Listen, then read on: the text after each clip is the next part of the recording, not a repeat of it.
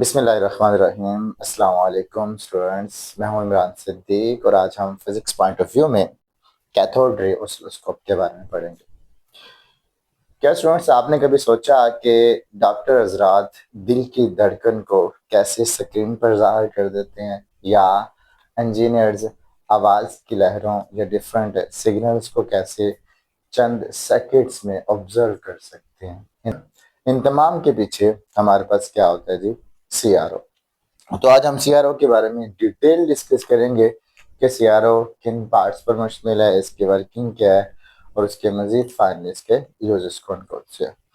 अगर हम CRO की डेफिनेशन की बात करें स्टूडेंट्स, तो CRO बेसिकली एक वर्सेटाइल इंस्ट्रूमेंट है। वर्सेटाइल से मुराद ये है कि इसके फंक्शंस काफ़ी ज़्यादा है, आप इससे नंबर ऑफ फंक्शंस परफॉर्म करवा सकते हैं। ओके, और एक्चुअली अगर हम इसकी मेन वर्किंग की बात करें तो स्टूडेंट्स इसकी मेन वर्किंग ये है कि आप CRO के जरिए किसी भी इलेक्ट्रिकल सिग्नल का रैपिडली ग्राफ ड्रा करवा सकते हैं, इसलिए हम कहते हैं in fact it is a high speed graph plotting device. तो आप CRO को डिफाइन कर सकते हैं जी इनिशियली कि हम कहते हैं it is a versatile instrument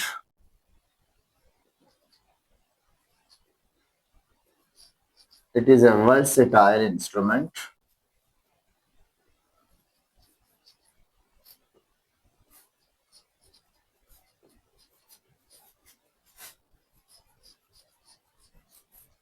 which is actually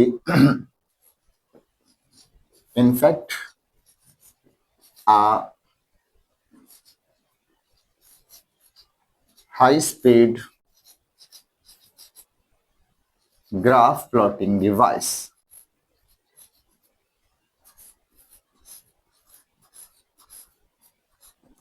ये एक्चुअली एक ग्राफ प्लॉटिंग डिवाइस है और नो डाउट हम ना सिर्फ इससे ग्राफ प्लॉट करवा सकते हैं बल्कि इसके जरिए प्लॉटेड ग्राफ की डिफरेंट वैल्यूज का एनालाइज कर सकते हैं, इनको मेजर भी करवा सकते हैं जी। ओके जी, इसकी डेफिनेशन के बाद अगर हम इसके वर्किंग प्रिंसिपल की बात करें स्टूडेंट्स, तो बात करते हैं जी what is the working principle of CRO। Working principal,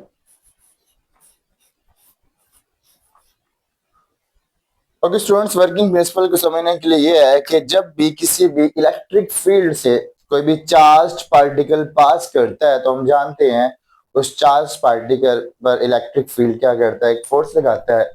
और यही जो सिचुएशन है ये क्या है जी, इसका वर्किंग प्रिंसिपल। अगेन रिवाइज कर रहा हूँ जी कि वर्किंग प्रिंसिपल में यह है कि जब भी एक चार्ज पार्टिकल या बीम ऑफ चार्जेस एक इलेक्ट्रिक फील्ड से पास करेगी तो वो इलेक्ट्रिक फील्ड उस चार्ज पार्टिकल पर एक फोर्स लगाएगा। That is actually the working principle of CRO। Okay, तो आप लिख सकते हैं जी whenever whenever a charged particle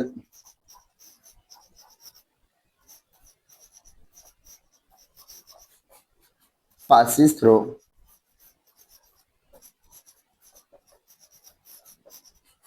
an electric field,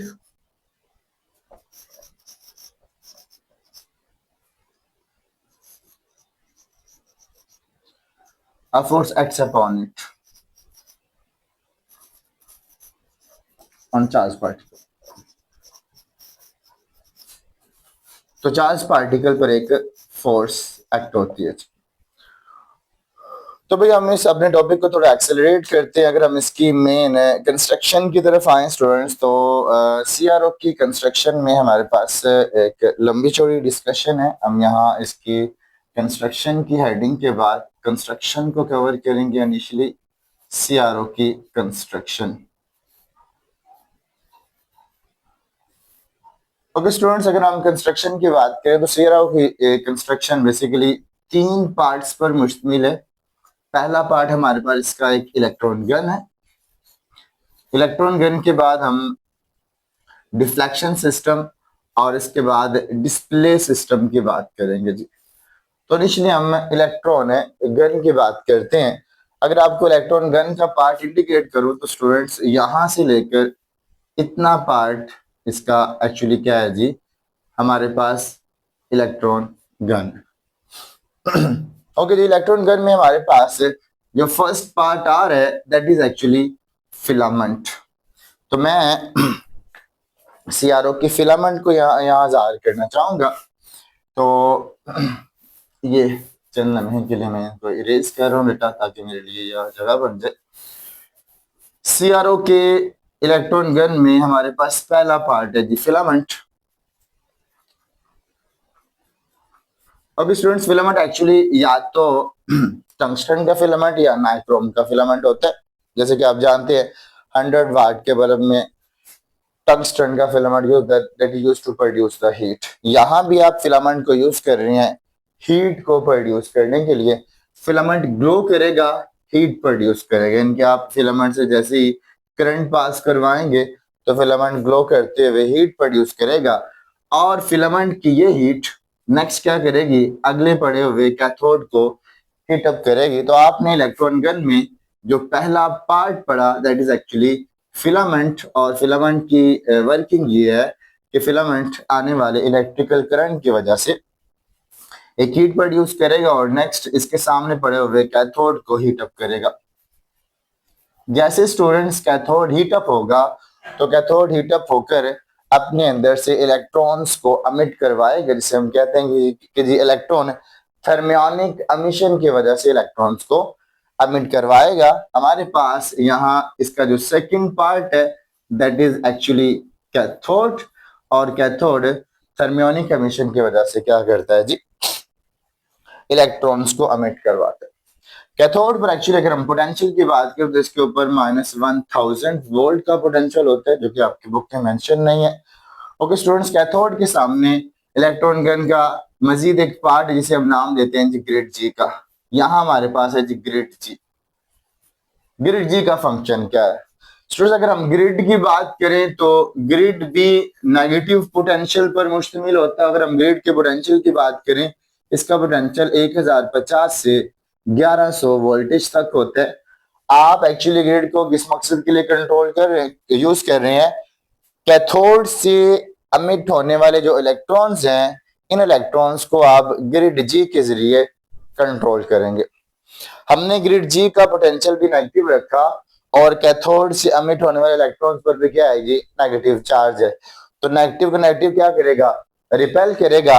आप ग्रिड जी का पोटेंशियल कम करते हुए ज्यादा इलेक्ट्रॉन्स को अलाउ कर सकते हैं, या ग्रिड जी के पोटेंशियल को बढ़ाते हुए इलेक्ट्रॉन्स को कंट्रोल कर सकते हैं, कम इलेक्ट्रॉन्स को पास करवाने देंगे। दैट्स वाई हम कहते हैं जी आप ग्रिड जी को इलेक्ट्रॉन्स कंट्रोल करने के लिए यूज करते हैं। जैसे हम ये भी कहते हैं ग्रिड जी एक्चुअली स्क्रीन पर बढ़ने वाली ब्राइटनेस को कंट्रोल करते हैं। ब्राइटनेस से क्या मुराद है स्टूडेंट्स, कि यहाँ से जितने भी इलेक्ट्रॉन्स एमिट हो रहे हैं, इन तमाम इलेक्ट्रॉन्स ने स्क्रीन पर फॉल करना है और एक पूरा ग्राफ प्लॉट करना है एक ब्राइटनेस की फॉर्म में। दैट्स व्हाई हम कहते हैं जी ग्रिड जी को एक्चुअली हम क्या करते हैं जी, ब्राइटनेस को कंट्रोल करने के लिए यूज कर, जो कि आपका इंपॉर्टेंट एमसीक्यू हो जाए। ग्रिड जी के बाद स्टूडेंट्स हमारे पास यहाँ 3 पेयर्स ऑफ एनोड्स आ जाते हैं। यहाँ हमारे पास एनोड्स के 3 पेयर है, आप इन्हें नाम दे सकते हैं स्टूडेंट्स A1 प्राइम, ये हमारे पास A2 prime and A3 prime. अब यहाँ एनोड्स का क्या काम स्टूडेंट्स? एनोड पर जो पोटेंशियल होगा वो नो डाउट पॉजिटिव पोटेंशियल होगा, और एनोड की यहाँ 3 टाइप्स हैं। अगर हम फर्स्ट टाइप ऑफ एनोड की बात करें तो स्टूडेंट्स पहला एनोड कहलाता है जी pre accelerating anode. Pre accelerating anode students, pre accelerating anode यहां से आने वाले इलेक्ट्रॉन्स की बीम को क्या करेगा, एक्सेलरेट करेगा, यानी कि इनकी वेलोसिटी को बढ़ाएगा, एक्सेलरेट करवाएगा। No doubt electron negatively charge है और एनोड्स क्या है, पॉजिटिवली चार्ज है।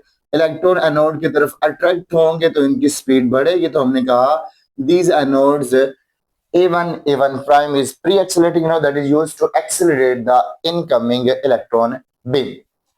अगर हम सेकंड एनोड के पेयर की बात करें तो बेटा हम सेकंड एनोड का नाम देते हैं फोकसिंग एनोड का।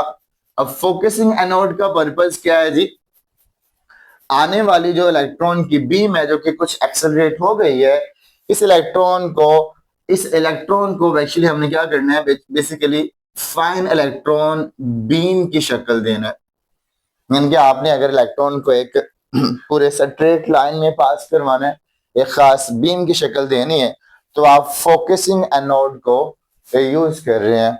ओके स्टूडेंट्स, और फोकसिंग एनोड के बाद हमारे पास जो थर्ड टाइप ऑफ एनोड है, that is actually finally again accelerating anode. Accelerating anode. अगर बेटा एक्सीलरेटिंग एनोड की बात करें तो इसका पर्पस भी क्या है, आने वाली इलेक्ट्रॉन बीम को मजीद एक्सेलरेट करवाना। तो अभी तक हमने जो बात की है एक्चुअली इलेक्ट्रॉन गन की बात की है। यहाँ तक जो मेन फंक्शन था, कंस्ट्रक्शन थी, that was electron gun of CRO।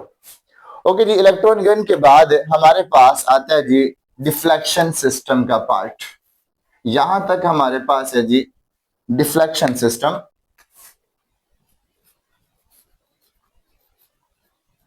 Deflection system इसे हम यहां भी मेंशन कर रहे हैं स्टूडेंट्स के आफ्टर द इलेक्ट्रॉन गन, जिसमें हम ग्रिड जी के बाद डिफरेंट 3 टाइप्स ऑफ एनोड की बात की, और अगले सिस्टम की अब हम बात करने वाले हैं, that is actually deflection system.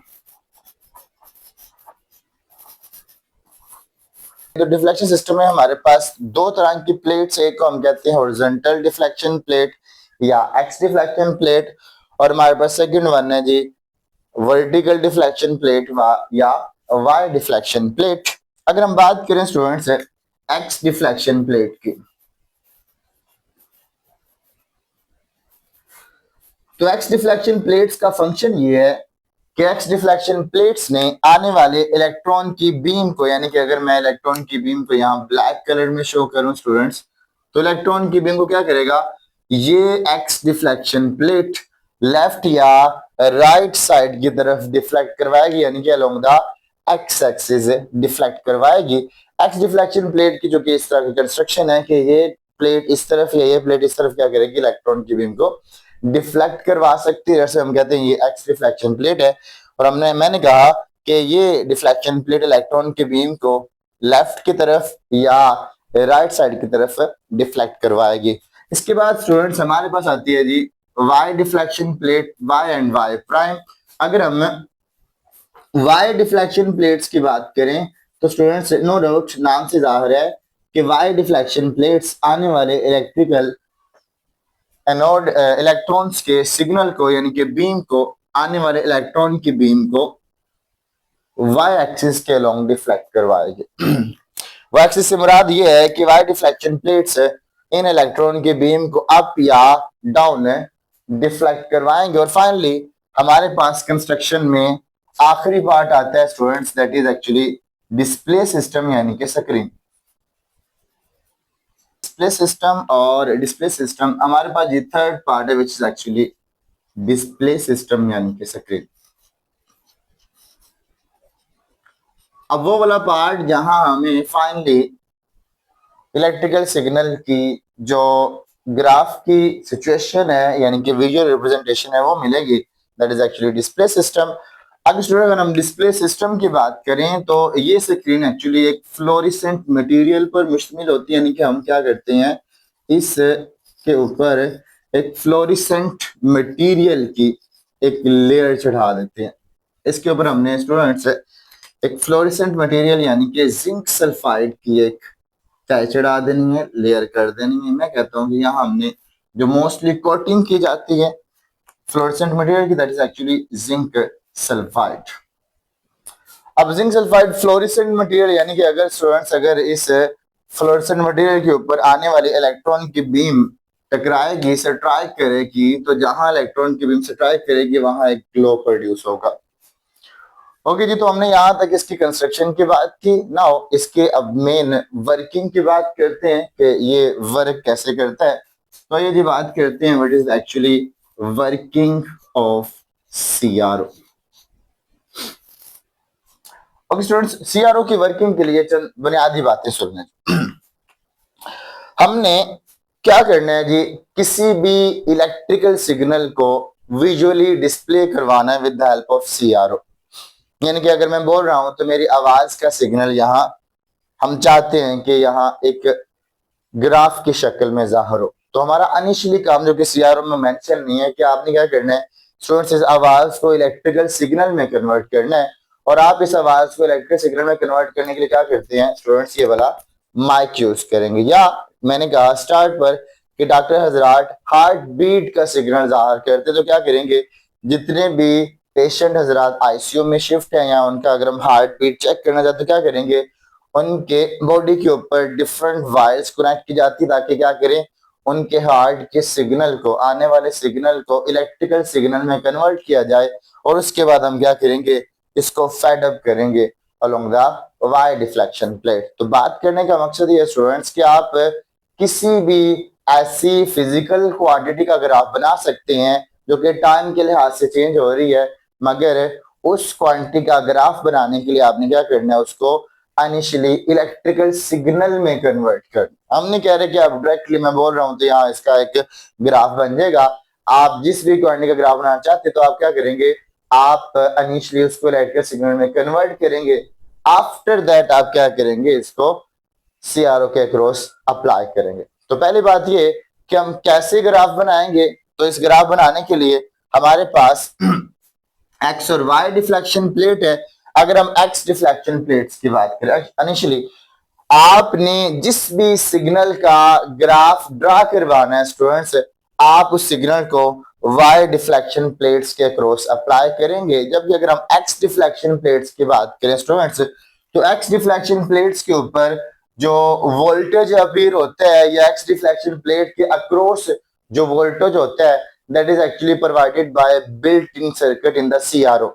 यानी कि एक्स डिफ्लेक्शन प्लेट्स का जो वोल्टेज है वो सीआरओ के अंदर ऑलरेडी एक बिल्ट इन सर्किट जो कि इसको अप्लाई प्रोवाइड कर रहे हैं। अब बिल्ट इन सर्किट से क्या हो रहा है स्टूडेंट्स, हमारे मोबाइल में चंद एप्स बाय डिफॉल्ट, यानी कि जैसे कि हम कहते हैं कि हम जब हम मोबाइल खरीदते हैं तो उसके अंदर चंद एप्स ऑलरेडी हो, जैसे कि हम कॉलिंग के ऑप्शन की बात कर लें, सेटिंग की बात कर लें, या मोबाइल के मैसेजेस इनबॉक्स की बात कर लें। बहुत सारे एप्स बाय डिफॉल्ट है, अगर आप अपने मोबाइल को रिसेट कर भी लेंगे तो वो एप्स सस्टेन करेंगे, जिसे हम कहते हैं जी ये बिल्ट इन एप्स हैं, या हम कहते हैं जी बिल्ट इन सर्किट है, या कंप्यूटर की जुबान में हम कहते हैं ये डिफॉल्ट एप्स हैं। तो हम कहते हैं जी एक्स डिफ्लेक्शन प्लेट्स के क्रॉस जो वोल्टेज है वो डिफॉल्ट सर्किट यानी कि बिल्ट इन सर्किट के जरिए अप्लाई किया गया, जिसे हम कहते हैं टाइम बेस्ड जनरेटर, जिसे हम नाम देते हैं टाइम बेस्ड जनरेटर या स्वीप, स्वीप या टाइम बेस्ड जनरेटर। स्वीप या टाइम बेस्ड जनरेटर एक्चुअली वो सर्किट है जो कि एक्स डिफ्लेक्शन प्लेट्स के अक्रॉस वोल्टेज प्रोवाइड कर रहे हैं। अगर हम स्टूडेंट्स इसके वोल्टेज का ग्राफ ऑब्जर्व करें तो हम कहते हैं स्टूडेंट्स इसके ग्राफ के जरिए आपने इस ग्राफ को ऑब्जर्व करने के लिए मैंने एक्चुअली यहाँ ग्राफ बनाया हुआ है। आप एक्स डिफ्लेक्शन प्लेट के हम बात करना चाह रहे हैं जी एक्स डिफ्लेक्शन प्लेट की, तो एक्स डिफ्लेक्शन प्लेट के वोल्टेज के ग्राफ के लिए हमने along the x axis time period लिया, यानी कि उस वोल्टेज का टाइम पीरियड लिया और हमने वाई के अक्रॉस उस वोल्टेज को कंसीडर किया। अब स्टूडेंट्स है यूं कि एक्स के क्रॉस अप्लाई किया गया वोल्टेज खास टाइम पीरियड के लिए लीनियरली इंक्रीज करेगा, then suddenly drops down to zero, फिर उसी टाइम पीरियड के लिए इंक्रीज करेगा, फिर ड्रॉप्स डाउन टू जीरो, फिर इंक्रीज करेगा जीरो। यानी कि हम कहते हैं एक्स डिफ्लेक्शन प्लेट के क्रॉस अप्लाई किया गया वोल्टेज एक खास टाइम पीरियड के लिए अपनी मैक्सिमम वैल्यू तक पहुंचता है और बार बार जीरो होता है, फिर इंक्रीज करेगा, फिर जीरो, फिर इंक्रीज करेगा, फिर जीरो। और हमें जो इसका वेव फॉर्म ऑब्जर्व होता है जो कि आरी के दांतों जैसा वेव फॉर्म है, तो हम कहते हैं it is saw tooth wave form. अगर हम इस वेव फॉर्म को नाम दें तो ये है जी हमारे पास sawtooth waveform, sawtooth waveform, that is actually the waveform of X deflection plates. and it is provided by the built-in circuit which is named as sweeper time base generator. अब finally बात करते हैं students अब उस desired signal की, उस desired quantity की जिसका ग्राफ हमने इसके ऊपर जाहिर करना है। आप जिस भी क्वांटिटी का ग्राफ बनाना चाहते हैं आप इसको वाई डिफ्लेक्शन प्लेट्स के क्रॉस अप्लाई करेंगे और आपकी बुक के मुताबिक हमने क्या किया है, वाई डिफ्लेक्शन प्लेट के अक्रॉस हमने एक अल्टरनेटिंग सिग्नल अप्लाई किया। अल्टरनेटिंग सिग्नल से मुराद हमने मान लें जी हमने अल्टरनेटिंग वोल्टेज अप्लाई किया, यानी कि एसी करंट का वोल्टेज अल्टरनेटिंग वोल्टेज, जो कि आम तौर पर हमारे घरों में जी अल्टरनेटिंग वोल्टेज। ओके जी, अगर हम इसकी मेन वर्किंग की बात करें तो इसमें इस ग्राफ को पहले मैं इनिशियली ऑब्जर्व नहीं करूंगा, बताऊंगा नहीं आपको। ग्राफ बताने के लिए मैं कहता हूं जी ये स्क्रीन हमारे पास कुछ यूं है जी, और सी स्क्रीन के क्रॉस एक्स के लॉन्ग और वाई के लॉन्ग स्टूडेंट्स कैलिब्रेशन है। मैं कहता हूं जी एक्स के लॉन्ग डिफरेंट स्केलिंग है यानी कि कैलिब्रेशन है, और वाई के लॉन्ग भी क्या है, कैलिब्रेशन। अगर आप क्या करें इनिशियली एक्स डिफ्लेक्शन प्लेट्स के वोल्टेज को ऑफ कर दें, मैंने यहां ऑफ का सिंबल जाहिर किया, और वाई डिफ्लेक्शन प्लेट्स के अक्रॉस जो आपने अल्टरनेटिंग वोल्टेज अप्लाई किया है अगर आप इसे ऑन करवा दें तो क्या होगा स्टूडेंट्स, हम देखेंगे कि एक लाइन ओनली वाई एक्सिस के अलोंग क्या कर रही है जी, ऑसिलेट कर। और हम कहते हैं जी अल्टरनेटिंग वोल्टेज की जितनी मैक्सिमम वैल्यू है ये लाइन उतनी मैक्सिमम वैल्यू तक जाएगी और बस लीनियरली ऊपर नीचे क्या करेगी, ऑसिलेट करेगी, वाइब्रेट करेगी, मूव करेगी। मगर ये तो हमारे पास ग्राफ नहीं है।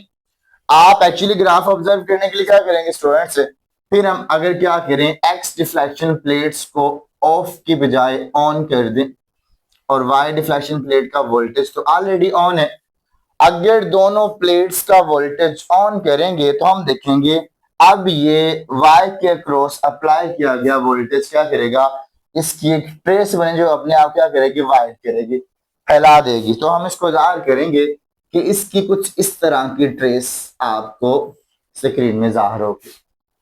ओके, जिसको मैंने यहाँ इसकी डबल फ्रीक्वेंसी के साथ जाहिर किया है कि हमारे पास अल्टरनेटिंग सिग्नल का जो ग्राफ आएगा वो एक्चुअली यूं होगा। और ये क्या है जी, हमने एक्स डिफ्लेक्शन प्लेट्स को भी ऑन किया है और हमने वाई डिफ्लेक्शन प्लेट्स को भी क्या किया स्टूडेंट्स, ऑन किया होगा। तो एक्चुअली अगर आप मुकम्मल ग्राफ ऑब्जर्व करना चाहेंगे तो क्या करेंगे, आप दोनों प्लेट्स को ऑन करेंगे। अगर हम इसके फाइनली एप्लीकेशंस की बात करें, सीआरओ के यूजेस की बात करते हैं जी, तो यूजेस मैं इसको यूजेस को बता देता हूँ। सीआरओ के यूजेस के लिए पहली बात तो हमने कर ली कि सीआरओ को हम किस मकसद के लिए यूज करते हैं, किसी भी डिजायर्ड क्वांटिटी की वेव फॉर्म को डिस्प्ले करने के लिए आप क्या करते हैं, जिसे यूज करते हैं। ओके जी, तो आप लिख सकते हैं जी it is used to display the waveform of varying quantity with the time, time varying quantity.